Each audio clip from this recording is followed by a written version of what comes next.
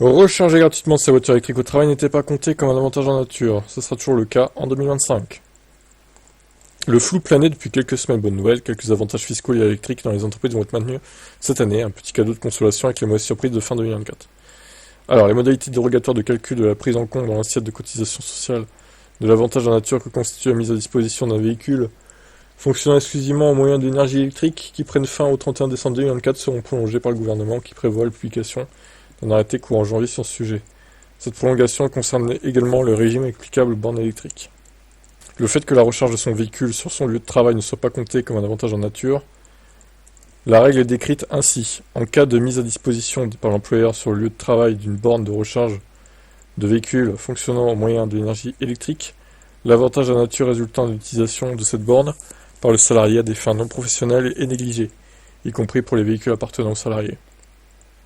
On rappelle que les avantages en nature constituent un élément de rémunération qui, au même titre que le salaire proprement dit, doit être intégré à l'assiette des cotisations et contributions sociales, mais donc ici pas de cotisation sociale associée pour l'entreprise, pas d'imposition du côté du salarié.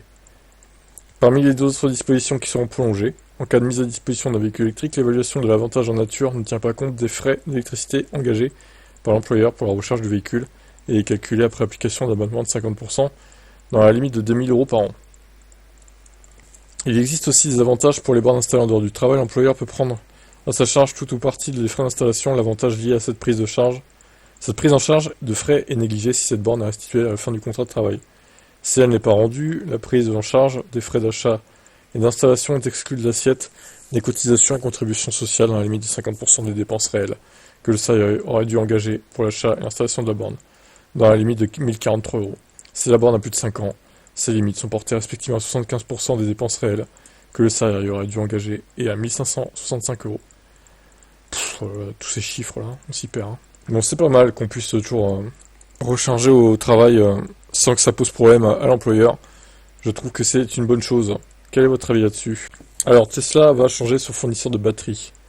Tesla cherche à diversifier ses sources d'approvisionnement en matière de cellules de batterie. Le constructeur a récemment signé un nouveau fournisseur chinois. Il s'appelle EV Energy, un moyen pour la firme d'Austin d'augmenter un peu plus la part des cellules LFP dans sa flotte. En 2021, de premières rumeurs circulaient déjà au sein d'une collaboration potentielle entre l'américain et le chinois.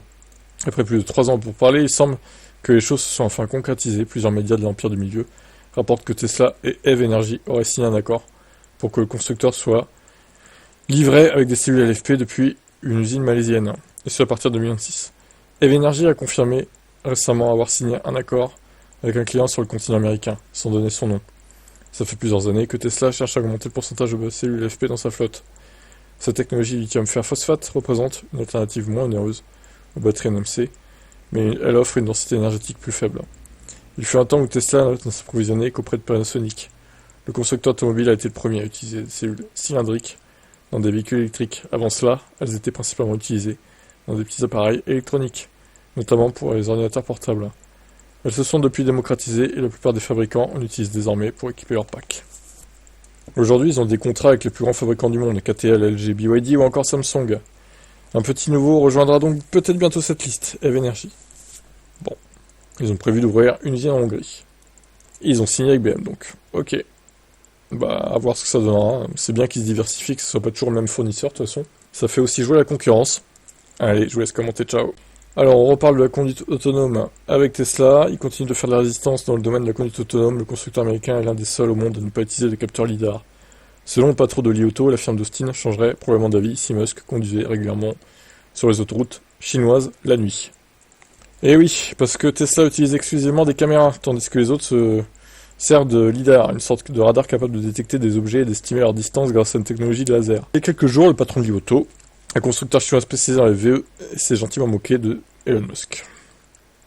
Si Musk avait déjà conduit à plusieurs reprises sur les autoroutes chinoises en pleine nuit, il aurait probablement choisi d'installer un LiDAR à l'avant de ses modèles, comme nous l'avons fait. Si Tesla veut vraiment prendre la sécurité de ses clients au sérieux, il est nécessaire de comprendre l'environnement de conduite en Chine. Bah, en vrai, je pense qu'on peut clairement dire qu'il sait de quoi il parle, ce Xiang là. Très clairement, moi je comprends pas non plus pourquoi il s'acharne avec les caméras, seulement les caméras. C'est pour moi pas une solution fiable à 100%, mais bon, après, je pense que les Chinois ont raison, pour le coup, là. Les lidars, c'est mieux que les caméras, quoi. Hein. On va dire qu'ils peuvent gérer plus de situations différentes, quoi. Les routes chinoises sont différentes des routes américaines. Si vous conduisez la nuit dans notre pays, vous pouvez tomber sur de gros camions arrêtés au milieu de la route. Parfois avec des feux cassés. Ah, oui, c'est un peu inquiétant. C'est presque normal. Oh, ça va alors. Il se trouve que dans un environnement non éclairé, les caméras ne peuvent voir les objets qu'à une distance de 100 mètres, alors que le lidar a une portée de détection de 200 mètres. Ah oui, quand même. La directrice des relations publiques de chez Tesla en Chine a déclaré: la technologie de vision pure permettra une conduite entièrement autonome, plus sûre et plus intelligente. Comme le dit souvent Musk, les routes et les règles de circulation sont conçues pour les yeux et les cerveaux humains. La marque est convaincue que seules les caméras peuvent imiter le comportement humain. Bah en fait, ce qu'il faut c'est lidar plus caméra en fait. Les deux en fait. Mais bon, je pense quand même que les lidars peuvent fonctionner sans trop de caméras, ce qui n'est pas forcément l'inverse. Alors je dis pas non plus qu'il y a des accidents tout le temps avec les caméras, les full caméras des Tesla, mais je pense que avoir un lidar c'est peut-être moins esthétique, mais c'est un truc de proéminent au toit là en général. Mais c'est quand même plus sûr quoi, je pense. Hein. Pour moi les deux technologies peuvent se compléter. Mais les caméras seules, je trouve que c'est un peu light quoi. Allez, ciao.